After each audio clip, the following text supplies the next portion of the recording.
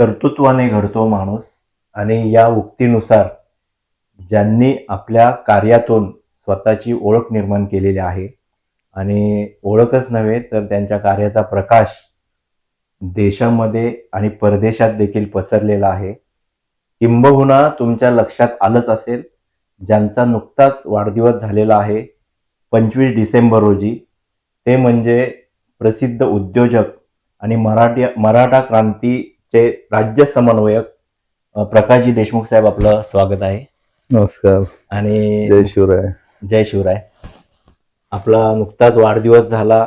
तुमच्या कार्यबाहुल्यामुळे आपल्याला वाढदिवसापूर्वीच्या शुभेच्छा आपल्याला मिळालेल्या आहेत आणि आपण वाढदिवस झाल्यानंतर शुभेच्छांचा वर्षाव आपल्याला असा सतत चालूच राहणार आहे आपल्या कार्याच्या माध्यमातून. तर प्रथम मी आपल्याकडे असं विचारणा करतो की आपण यापूर्वी एक इंटरव्ह्यू घेतला होता, त्याच्यामध्ये आपले लहानपणापासून जी जडणघडण कशी झाली, कसे तुम्ही घडलात, तर त्यावेळीचा थोडासा आपण सारांश आपण घेणार आहे आणि या ज्या इंटरव्ह्यूची जी लिंक आहे ती आपण डिस्क्रिप्शन बॉक्समध्ये टाकणारच आहे.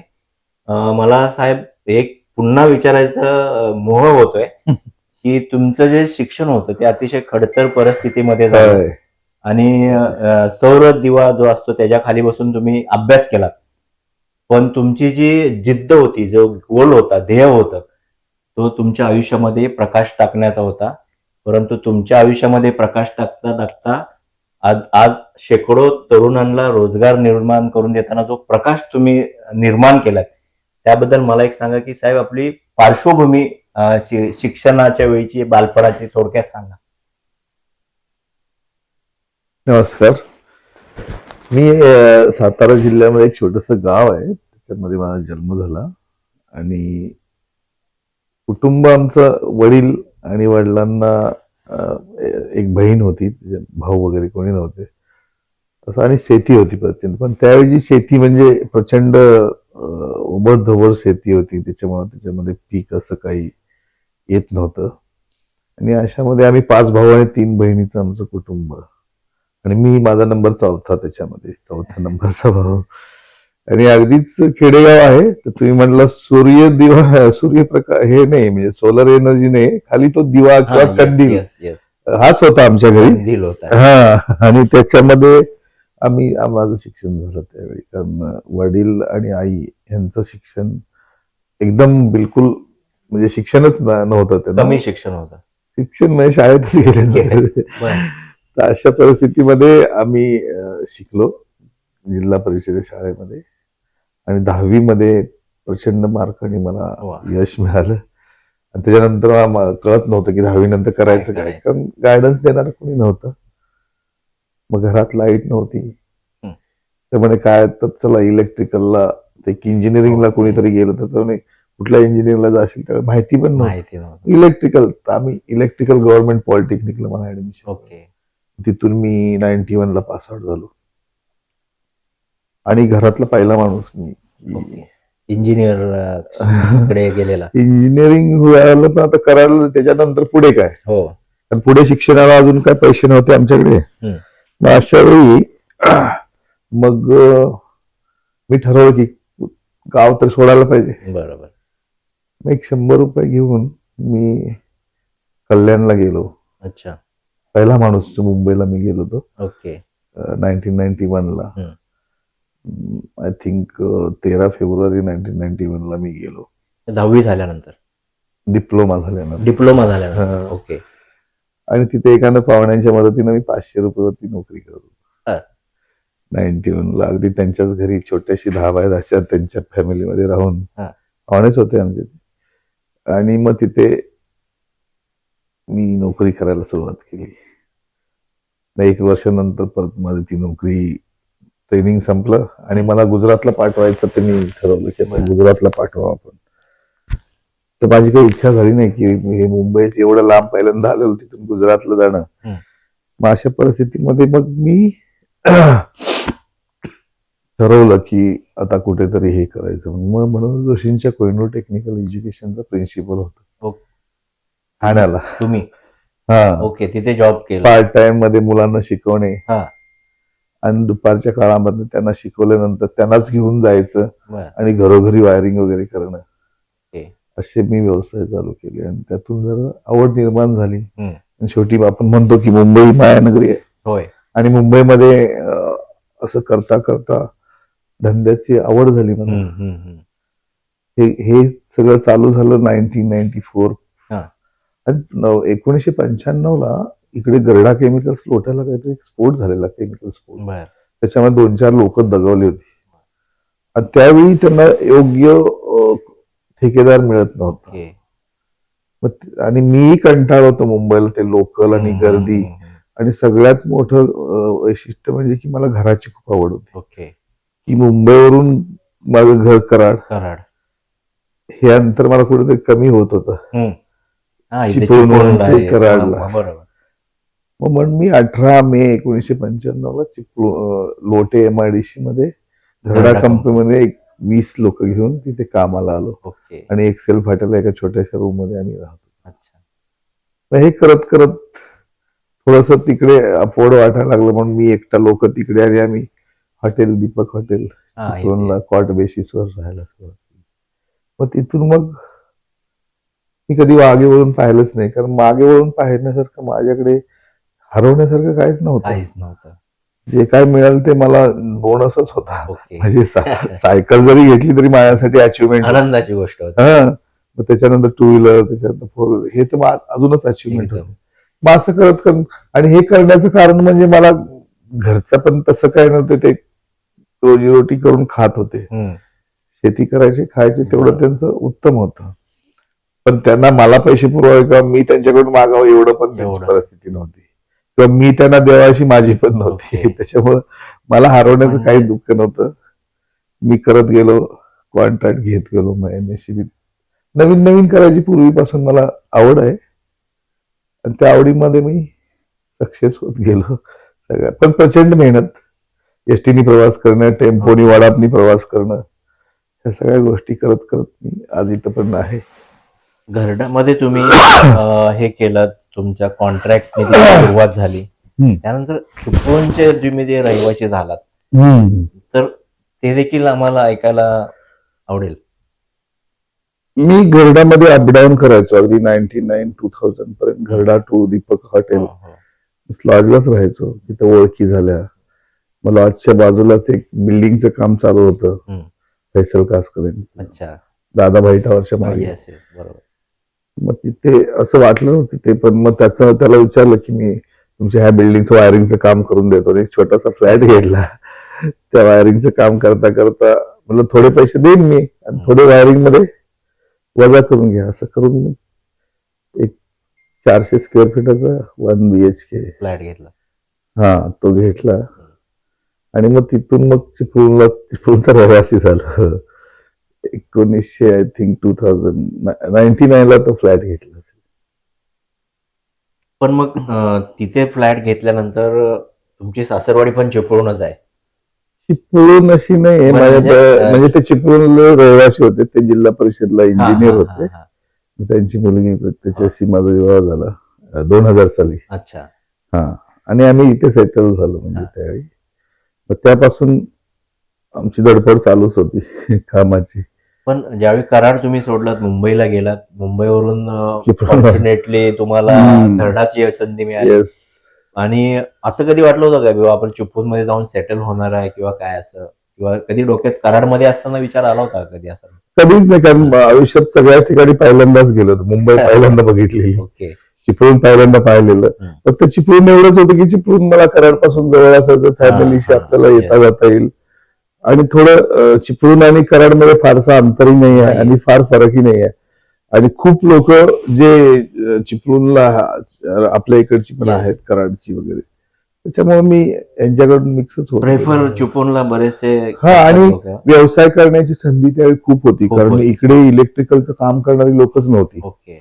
2000 साली मी ज्यावेळी MSCBत काम करायला लागलो त्यावेळी कुठून तरी बाहेरून येऊन काम करायचे लोक, सोलापूर इकडून, सांगली वगैरे इकडून. मग त्यावेळी मला रिअलाइज झालं की बाबा आपणच चालू करू इथे काम. मग मी इथे काम चालू केलं आणि प्रचंड मेहनती मला ते यश मिळत मिळत गेलं. कुठून तरी पहिले 5 लाखाचं घ्यायचं, त्याच्यातून 10 लाखाचं घ्यायचं, असं 1 कोटी. पण डेअरिंग करणं हे माझा स्वभाव होता. कारण मला पाठीमाग हे करण्यासारखं काय, जे काही मिळालं ते बोनसच होतं. हारण्याचं काही दुःखच नव्हतं. जो मिळेल तो बोनसच आहे. आणि प्रत्येक व्यक्तींनी आयुष्यात असाच विचार करावा की बाबा वडिलांचे पैसे नाही आहेत येस, किंवा कुणाचे नाहीत, मी कमवले, मी गेलं तर मला केलेलं करावं. सगळं साम्राज्य हा, साम्राज्य. त्याच्यामुळं हे सगळं शक्य होत गेलं. त्याला अपॉर्च्युनिटी खूप होत्या. होत्या.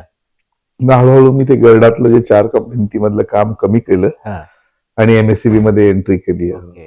कारण मला काहीतरी मोठं करायचं असं विचार होता की बाबा ठीक आहे, सगळे करतात तर आपण तर करू. आणि हॉटेलमध्ये असताना खूप मोठ्या मोठ्या लोकांच्या ओळखी वगैरे व्हायच्या, सगळे ऑफिसर्स वगैरे. ओके. आणि ह्याच्यामुळे आणि आपल्याकडे होतं मग त्यामुळे सुशिक्षित बेरोजगारचं लायसन काढलं. त्याच्या खाली मला कामं मिळायला लागली. पहिले 1 लाख, 2 लाख, 5 लाख असं करत करत मला चांगल्या प्रकारची कामं मिळत गेली. MSCB मध्ये आपण एंट्री केल्यानंतर असं म्हणजे जे तुम्ही आता चिपळूण मध्ये, त्यानंतर तुम्ही राज्यामध्ये काम करत करत असताना तुमच्या कामाचा प्रकाश जो आहे तो विदेशामध्ये देखील पोहोचलेला आहे.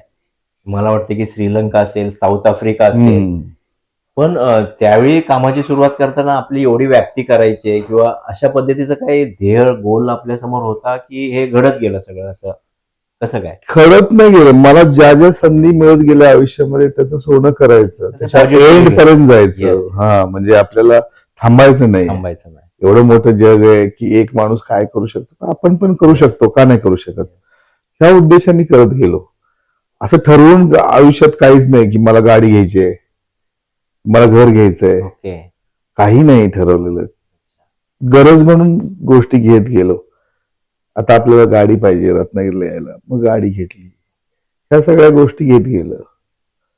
आणि मग मी हे अतिथी हॉटेल परचेस केलं 2006 मध्ये. कारण मला एवढी मोठी जर काम करायचं झालं तर मला बँकेकडे किंवा काय प्रॉपर्टीच नसल्यामुळं मला कोणी लोन देत नाही. बरं.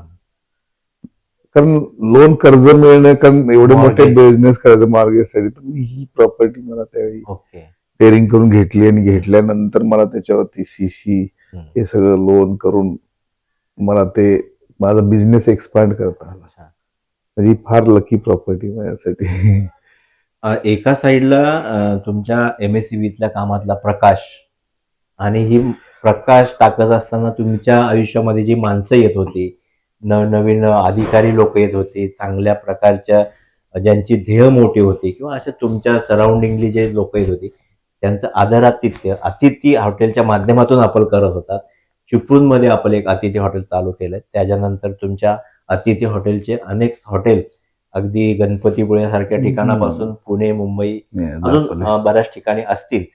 तर या हॉटेलचं पण कॉम्बिनेशन, म्हणजे एक साईडला विद्युतचा विषय आणि एक साईडला हॉटेल, हे सगळं कसं काय जमवून आणता, किंवा काय त्याच्या मागचं? नाही, याच्या मागचं लॉजिक असंच होतं. पहिली गोष्ट म्हणजे मी कोकणमध्ये जे अधिकारी सगळे बाहेरूनच यायचे, आणि त्या अधिकाऱ्यांना मी 20-20, 18-20 तास काम करायचो कंटिन्युअस. आणि काम करता करता त्यांची खातिरदारी करणं, त्यांना घेऊन जाणं, म्हणजे त्यांच्या हक्काचा माणूस झालो मी. ते फोनवरती सांगायचे हे काम कर, ते पैसे आम्ही बघायचे नाही, साहेबांनी सांगितलं तर काम कर. आणि त्याचे अधिकारी पण एकदम प्रामाणिक होते आणि तुमच्या कामाचा हे प्रशंसा करणारी होती, कमिटेड लोक होती.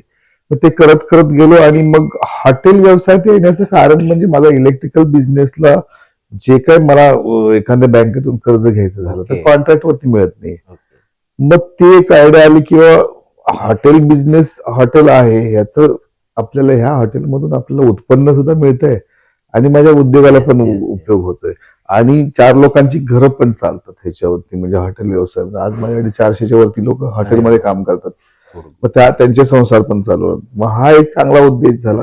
किंवा आमचे लोक आली, ऑफिसर्स आले, माझे काही अधिकारी आले तर तेही राहतात इथे. तर ह्या सगळ्या उद्देशाने हे हॉटेल व्यवसायामध्ये हे केलं. आणि एक आहे की हॉटेल व्यवसायाची म्हणजे व्याप्ती वाढत गेल्यामुळे त्याचं व्हॅल्युएशन सुद्धा खूप वाढत गेलं.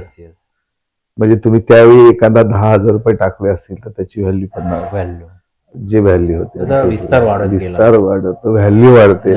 हा, आणि त्याच्यामुळे आपण आपली लोक कामाला येतात. कोणी नसेल तर जा हॉटेलला थांबून घे, हे सगळ्या उद्देशाने त्या उद्देशाने. आणि मी हॉटेलमध्येच 5-6 वर्ष काढलेली. लॉजिंग मध्ये, कॉट सिस्टीम मध्ये.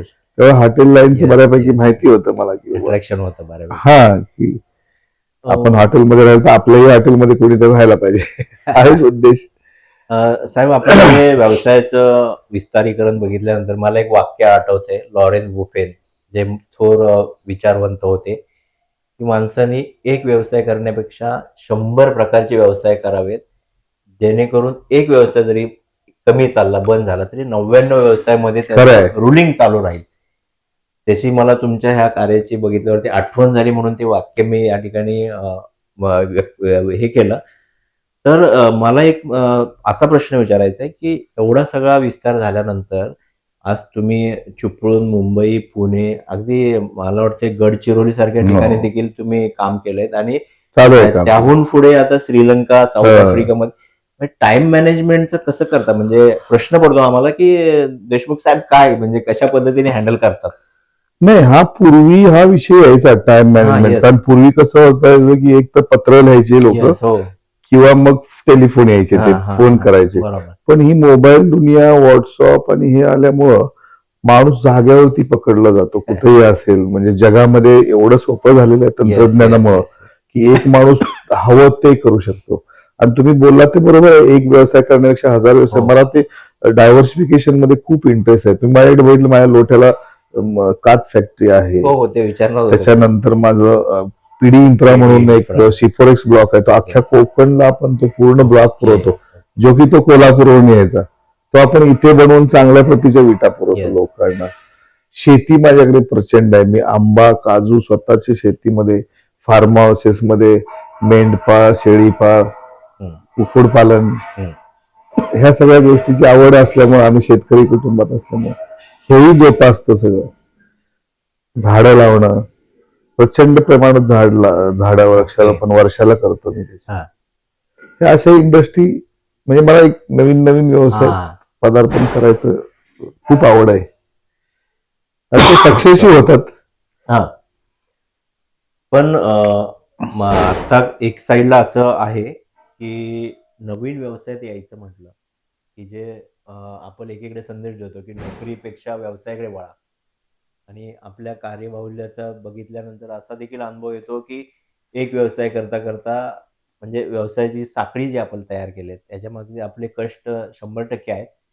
परंतु जे व्यवसायामध्ये नवीन पदार्पण करू इच्छितात किंवा एक प्रसिद्ध उद्योजक म्हणून आपण काय संदेश द्याल, की कशा पद्धतीने त्याकडे बघितलं पाहिजे? नाही, प्रत्येक व्यवसाय हा चांगलाच असतो. तुम्ही कुठलाही जगातला व्यवसाय करा, एक्झॅक्ट. जेवण, शेती करा, काही करा, एक्झॅक्ट. पण त्याच्या मागची तुमचा उद्देश एकदम स्वच्छ असायला पाहिजे, येस. की त्याच्यातून लोकांची फसवणूक नाही झाली पाहिजे. त्याच्यातून तुम्ही फळाची अपेक्षा करायची नाही. प्रचंड मेहनत करा, फळ ऑटोमॅटिक मिळतं. नाही तर व्यवसाय चालू झाल्याच्या अगोदरच मला गाडी हवी, बँक लोन काढते, हे ह्या जर तुम्ही गोष्टी अशा डोक्यात ठेवून व्यवसाय केला तर तुम्ही कधीच सक्सेस होणार नाही. तर तुम्ही हार्ड वर्क करा, प्रचंड मेहनत करा.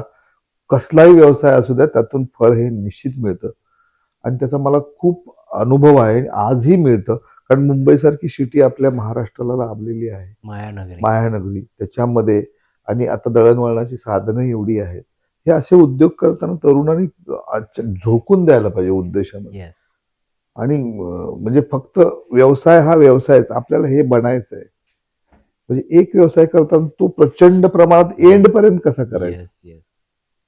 अगदी तुम्ही एखाद्या फिशचा व्यवसाय करता, तर तो फिश आणून समजा खेडेगावात विकता, तो खेडेगावातून तो एक्सपोर्ट होईपर्यंत आपलं विजन असायला पाहिजे की तिथपर्यंत आपल्याला जायचं आहे आणि तुम्ही आरामात जाऊ शकता त्याच्यामध्ये. म्हणजे एखाद्या व्यवसायामध्ये आपण पदार्पण करणार तर त्याची परिपूर्ण माहिती घेऊन तुम्ही त्याच्या पूर्ण यशस्वी होईपर्यंत त्याच्या पाठलाग तुम्ही जिद्द चिकाटी जिद्द सोडता. ठेवायला पाहिजे. माझं एक हे असायला पाहिजे की मला कुठंपर्यंत गोल पोहोचायचं आहे. पाहिजे आपला एक ठराव. माझं एक विजन होतं किंवा नाही, मी ह्या कोकण भूमीमध्ये पोल उभे करायचं काम केलं, हे अख्ख्या जगात पसरवेन. अरे वा. एक जगात पसरवायचं होतं की ग्रेट. कुठेही जायला तर आपलं जगामध्ये कुठेही आपली त्यांना गरज भासली पाहिजे, असं एक आपलं स्टेटस करून ठेवायचं. मग त्यावेळी तुम्हाला हे नसतं कधी कुणाचं. ग्रेट. मग हे तुम्ही विजन ठेवायला पाहिजे कुठल्याही व्यवसाय करणे. हल्ली मुलं काय करतात, जे इन्स्टंट मनी कसे मिळतील हा तुम्हाला, म्हणजे त्याच्यामध्ये मेहनत करायची, मग हा वडिलांचे पैसे घेऊन मग काम करणं अजिबात नाही. कुणाकडून पेमेंट पैसे उधार घेऊन किंवा कुणाकडून हे घेऊन सध्या काम नाही.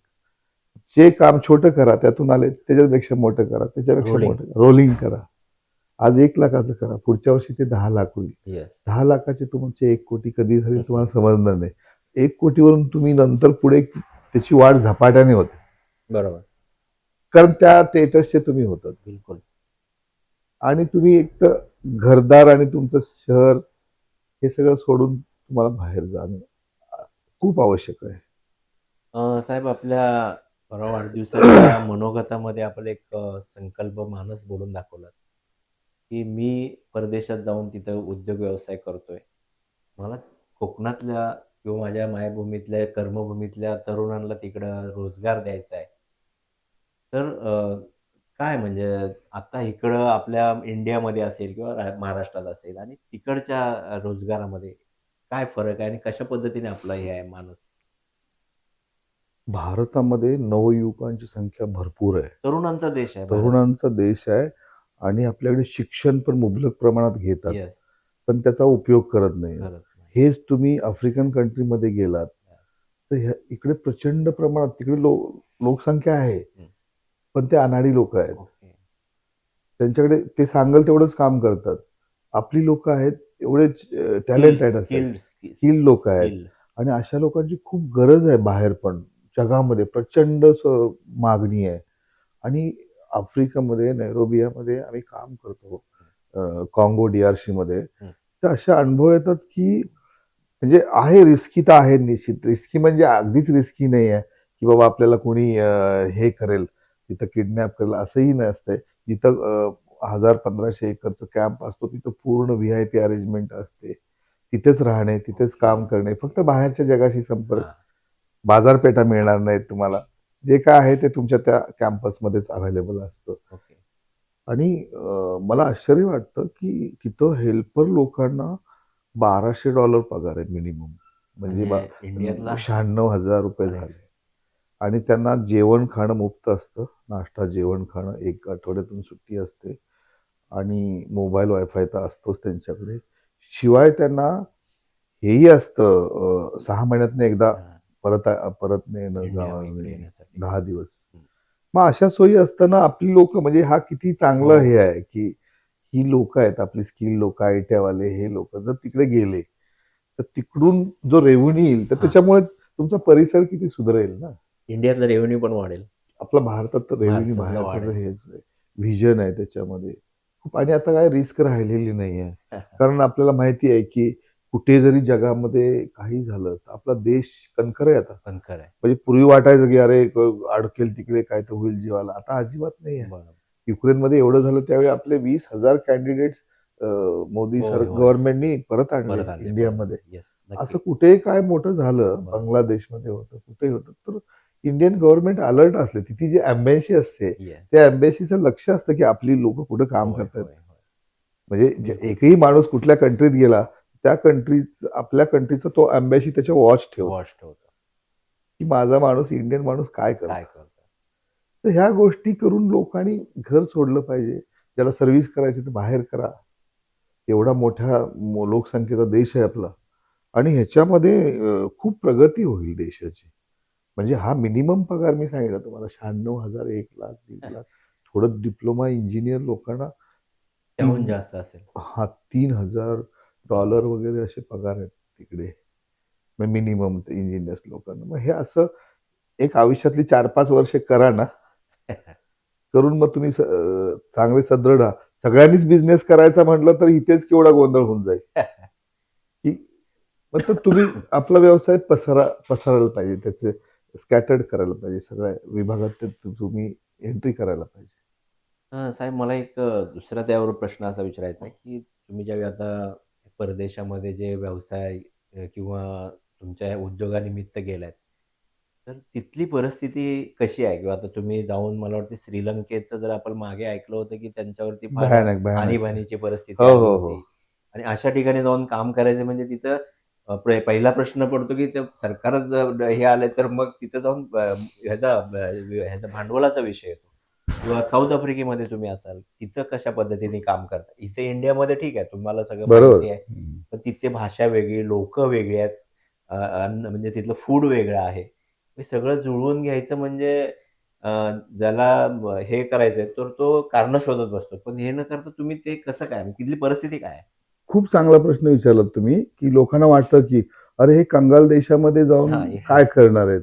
अमेरिकेला जावं, जपानमध्ये जावं. तर तुम्हाला खरं सांगायचं झालं तर अमेरिका, जपान जे जे विकसित राष्ट्र आहेत, त्या विकसित राष्ट्रामध्ये पूर्ण प्रगती झालेली आहे. तिथं जाऊन काय करणार तुम्ही? तिथल्याच युवकांना आता काम नाही. आता खरी कामाची गरज आहे ते आफ्रिकन कंट्रीज, भूतान, नेपाळ म्हणजे एशियन कंट्रीज आहेत, हं. ज्या बॅकवर्ड आहेत, येस. अविकसित आहेत. त्या अविकसित कंट्रीला वर्ल्ड बँक लोन देते. ओके. World bank. वर्ल्ड बँकेचे टेंडर निघतात. वर्ल्ड बँकेचं एक आहे की तुम्ही ज्या देशात काम करता, त्या देशातल्या लोकांना त्याच्यात पार्टिसिपेट होता येत नाही. अच्छा. म्हणजे मी श्रीलंकेचं काम घेतो, तर श्रीलंकेचा मी तिथले नसावा. हां. Out country. आउट ऑफ कंट्रीचे घेतात लोकं. म्हणजे ते असं वर्ल्ड बँकेचा एक रूल आहे. ओके. मग एशियन डेव्हलपमेंट बँक त्याच्यावर वॉच ठेवते. आणि मग त्यांच्या अंडर आम्ही त्या देशामध्ये जाऊन विकास करायचा प्रयत्न करतो. मोठमोठे सबस्टेशन बांधणे, हं. तिथं अंडरग्राउंड केबलिंग करणे, मग तिथल्या परिस्थितीनुसार कामं करायचं. हे जे कामाचे पेमेंट्स आहेत, ते आम्हाला ते देश देत नाहीत. ओके. ही वर्ल्ड बँक देते. वर्ल्ड बँकने आशियन डेव्हलपमेंट बँकला द्यायचे. आशियन डेव्हलपमेंट बँक आम्हाला देते. त्याच्यावर वॉच असतं. त्याच्यामुळं आपल्याला ह्याची काळजी वाटत नाही, की आपले पेमेंट जाईल किंवा ते देश अगोदरच कंगाल. त्याच्याशी आमचा काही जे कंगाल देश आहेत, जे अविकसित देश आहेत, त्या देशांना विकसित करण्यासाठी वर्ल्ड बँक आहे. ओके. आणि त्याचे प्रचंड प्रमाणात फंड्स आलेले म्हणजे असतात. तुम्हाला शुअरिटी राहते पेमेंटची. 100% बँके शुअरिटी डायरेक्ट राहते. हे असल्यामुळे. शुअरिटी, सिक्युरिटी पूर्ण असते. फक्त तयारी लागते, की आपली कुठल्या आता आम्ही आफ्रिकन कंट्रीमध्ये गेलो, तर तिथे 6-7 डिग्री सेल्सिअस टेम्परेचर असतं. हं.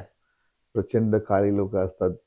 पण आपल्या इंडियातली सुईपासून सगळं मिळतं आपल्या ओके, कॅम्पसमध्ये. ओके, कारण तिथे आपली लोकं भयानक गुजराती, मारवाडी लोकं अख्ख्या जगामध्ये आहेत. ओके.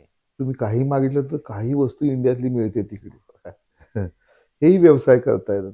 एका व्यवसायाच्या वरती अवलंबून राहून तुम्ही अनेक व्यवसाय करू शकता बाहेर. आता आपले इंडिया सोडून बाहेर कुठल्या-कुठल्या देशामध्ये प्रोजेक्ट चालू आहेत? माझ्या श्रीलंकेमध्ये एक मोठं काम चालू आहे. त्याच्यानंतर नैरोबिया, नैरोबी. केनियामध्ये येते ती कंट्री. त्याच्यानंतर आत्ताच मला एक काँगोमध्ये काम मिळालं, DRC.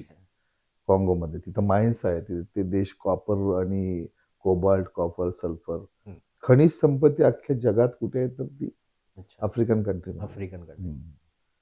पण ह्या सर्वाला संलग्न मला एक प्रश्न मागासपासून मनामध्ये असा डोकावतोय, की एवढं सगळं तुमचं विस्तारीकरण झालेलं आहे, कामाचा व्याप तुम्ही पसरवलाय, झालाय असं म्हणत नाही, तुम्ही सगळ्या तुमच्या ह्याने केलाय.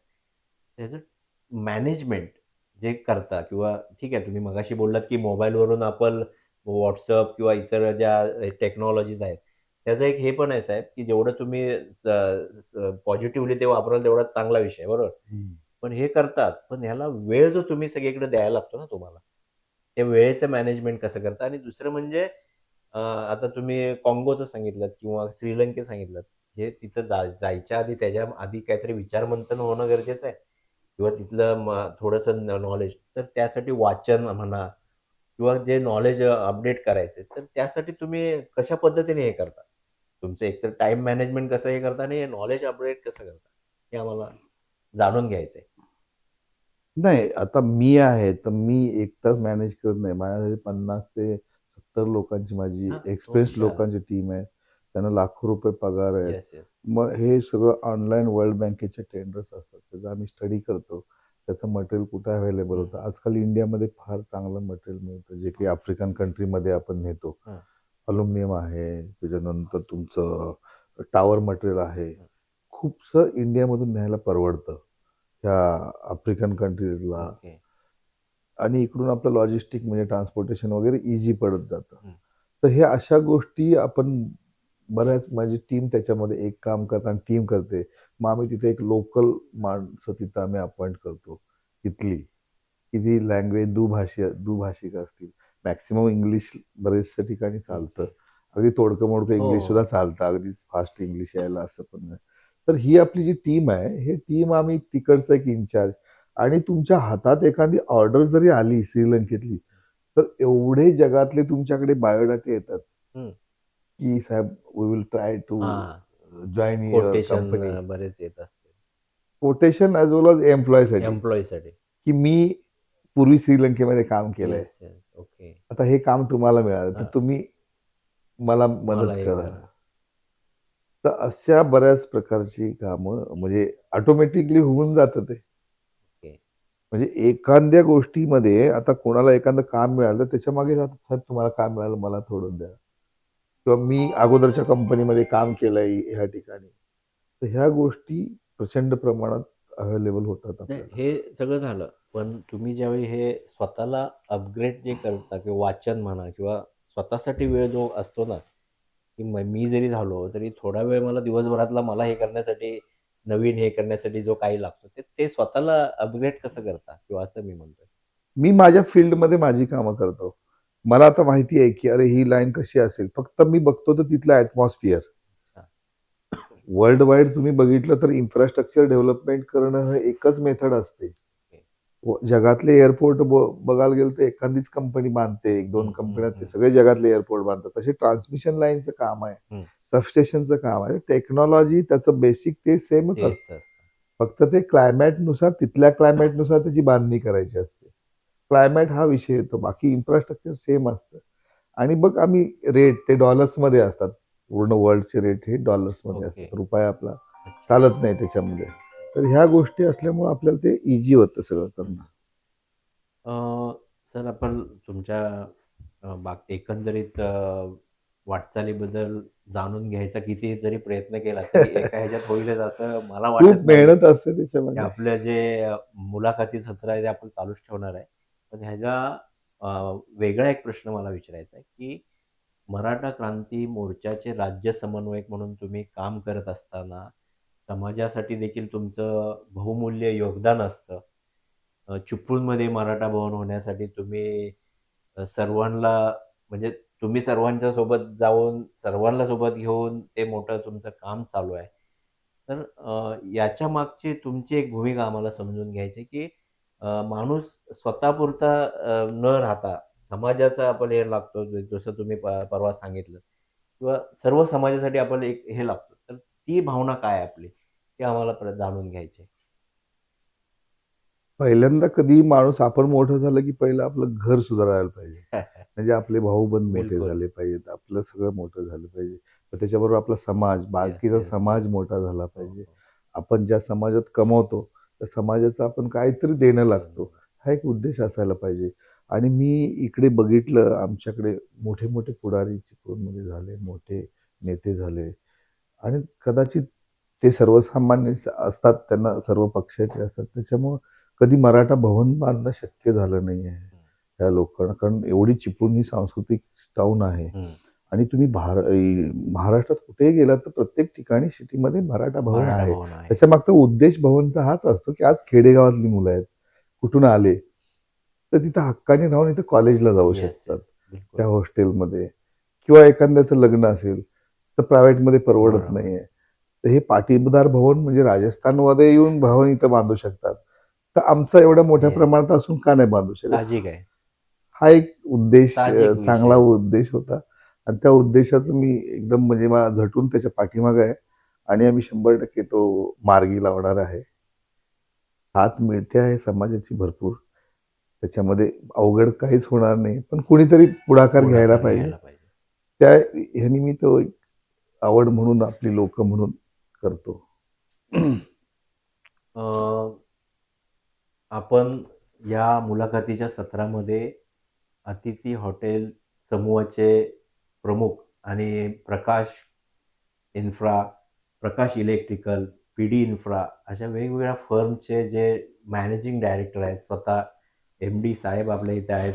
त्यांची आपण थोडक्यातच माहिती जाणून घेतली असं म्हणायला हरकत नाही. कारण त्यांच्याकडून त्यांच्या संपूर्ण कार्याचा जर माहिती जाणून घ्यायचा प्रयत्न केला तर एका मुलाखतीमध्ये शक्य नाहीये.